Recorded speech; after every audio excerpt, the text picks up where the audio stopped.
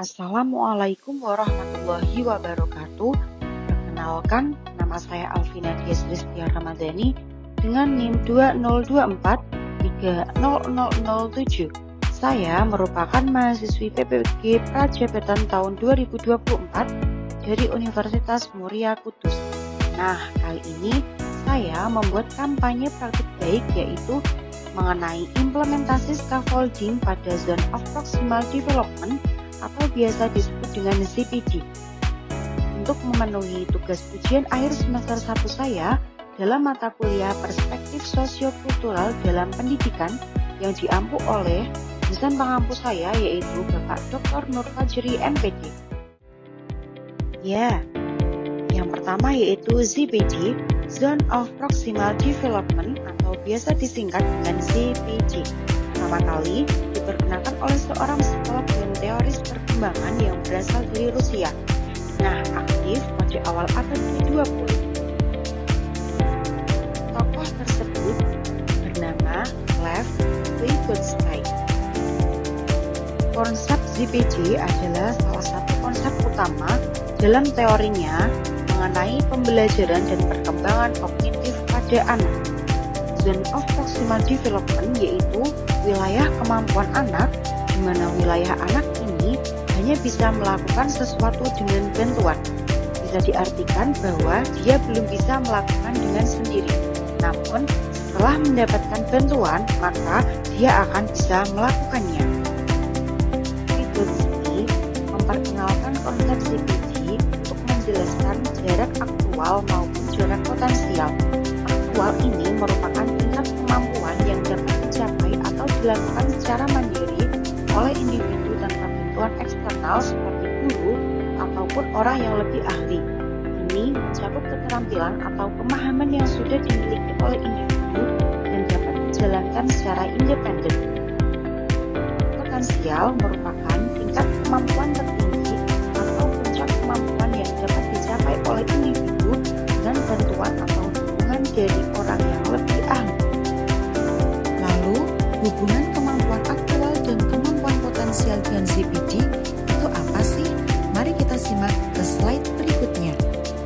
Nah, ZPD adalah wilayah di antara kemampuan aktual dan kemampuan potensial. Dalam ZPD, siswa belum dapat mencapai atau memahami sesuatu di luar jangkauan yang membuat mereka secara mandiri, tetapi dapat diatasi dengan bantuan dan dukungan yang tepat dari orang yang lebih ahli, bisa dengan guru ataupun teman sebaya. Dari bantuan, dukungan, maupun bimbingan itu dinamakan scaffolding. Nah, apa sih pengertian dari scaffolding itu? Scaffolding merupakan bantuan, dukungan, dan bimbingan yang diberikan oleh guru atau orang yang lebih ahli secara terstruktur dan berjenjang menunjuk ke arah kemandirian belajar. Nah, untuk contoh pembelajaran dan replikasi mengenai implementasi scaffolding pada Zone of Proximal Development yang telah saya lakukan di kelas 5 di SD Negeri 2 Singocandi Kudus pada materi IPAS tentang siklus hidup hewan. Contoh model pembelajarannya, saya mengambil problem based learning. Ini siswa diberikan sebuah permasalahan yang kontekstual untuk diselesaikan secara berkelompok. Yang pertama yaitu orientasi siswa pada masalah. Siswa disajikan sebuah masalah kontekstual yang berkaitan dengan materi siklus hidup pada hewan.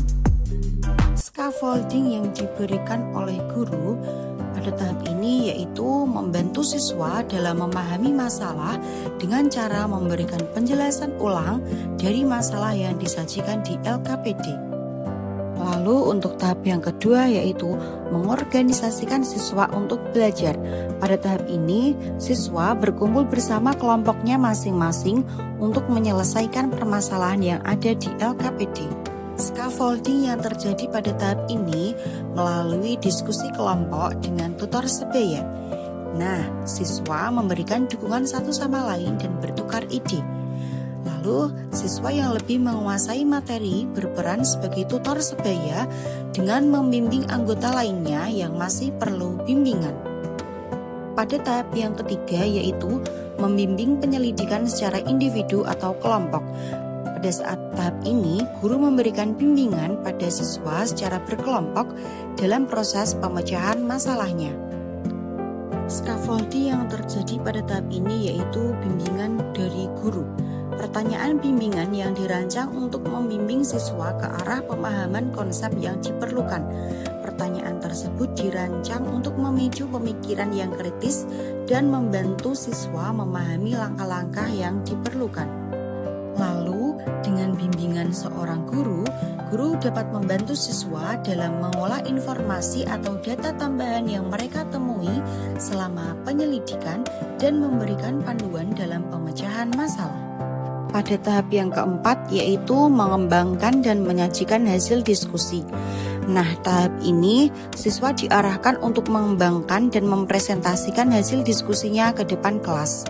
Seperti contoh yang telah saya sematkan di presentasi saya kali ini, yaitu saya beserta peserta didik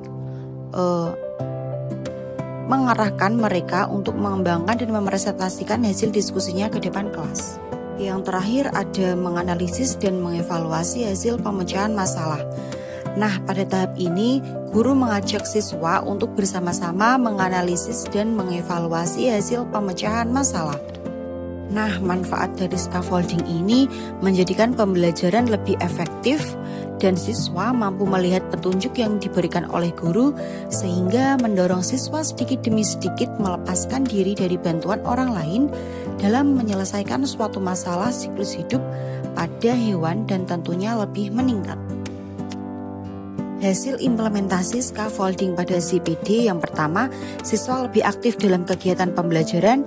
Yang kedua, siswa lebih antusias untuk melakukan pemecahan masalah bersama kelompok yang awalnya merasa kesulitan menjadi tertarik untuk melanjutkan hingga selesai. Yang ketiga, yaitu siswa lebih semangat dalam memahami pembelajaran materi IPAS siklus hidup pada hewan. Baik, itu merupakan hasil presentasi mengenai implementasi scaffolding pada Zone of Proximal Development yang telah saya buat untuk memenuhi tugas UAS saya. Nah, saya pamit undur diri. Wassalamualaikum warahmatullahi wabarakatuh. Salam sehat semuanya.